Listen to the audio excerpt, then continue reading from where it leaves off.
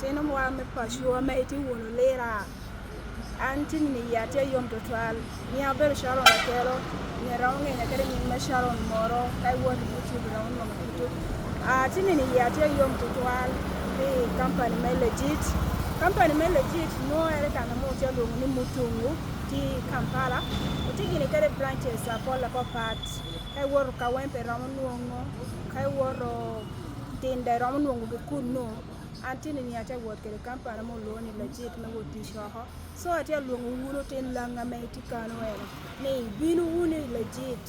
kai ti neno kitamati kere ate yom because dan o mi ageni KFC tina te shama as lunch because we are one chon so beri wuno kere neno me woti shoho and ate yom tina te woti kere kampana mo lo ni legit management get here bear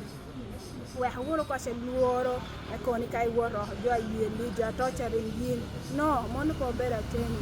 boy